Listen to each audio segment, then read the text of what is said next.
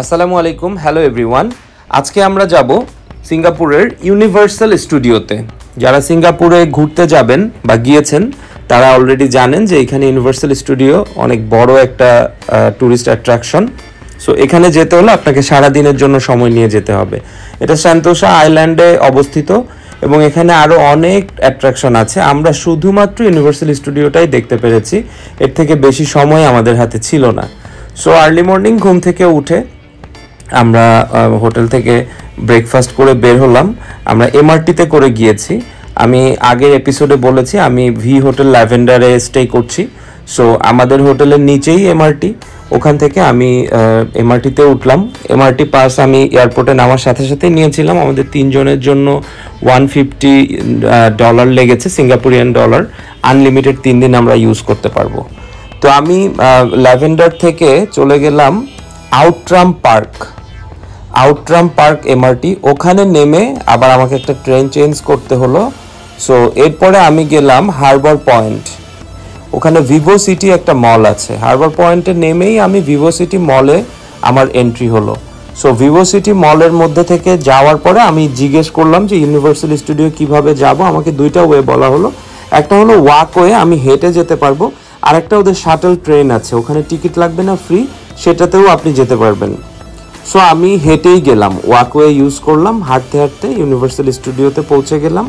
আর universal স্টুডিওর ticket আমি কেটে রেখেছি একদিন আগে অনলাইন একটা সাইট থেকে। অনলাইন সাইট থেকে টিকিটটা কেটেছে, আমার খরচ পড়েছে $184। এইটাতে আপনি এন্ট্রি প্লাস ভিতরে যত শো আছে, যত রাইড আছে আপনি অ্যাভেল করতে পারবেন, যতবার ইচ্ছা আপনি অ্যাভেল করতে পারবেন। তবে এখানে এক্সপ্রেস পাস বলে একটা ব্যাপার আছে। এক্সপ্রেস পাস আমি পারচেস করিনি। কিছু কিছু রাইড আছে এখানে কিউ অনেক বেশি থাকে, অনেকক্ষণ আপনাকে ওয়েট করতে হবে। যেমন রোলার কোস্টার টাইপের যেটা দেখলেন, ওখানে আমাদের প্রায় 40 মিনিটের বেশি ওয়েট করতে হয়েছে। সো আপনার যদি এক্সপ্রেস পাস থাকে তাহলে আপনার জন্য লাইনটা আলাদা, আর আপনি যদি ইন জেনারেল হন তাহলে লাইনটা আলাদা। এক্সপ্রেস পাস যারা, তারা ইউজুয়ালি খুব তাড়াতাড়ি ইউজ করতে পারে রাইডগুলো। এনিওয়েজ আমাদের সেটা প্রয়োজন হয়নি, কারণ অন্যান্য কোনো রাইডে আমাদের খুব বেশি সময় লাগেনি। সো সারাদিন আমরা এখানে এনজয় করেছি। ফার্সিদের জন্যই মূলত এখানে যাওয়া। ও খুবই পছন্দ করেছে। কিভাবে যে সারাদিন কেটে গেল এটা আসলে বোঝাই গেল না। সন্ধ্যার পরে মনে হলো যে আরও কত কিছু মনে হয় দেখা বাকি। বাট আমরা মোটামুটি সবই শেষ করেছি। অনেকগুলো শো দেখেছি, অনেকগুলো রাইডেই চড়েছি আমরা। তবে একবারের বেশি কোনো রাইডে আমরা উঠি নাই।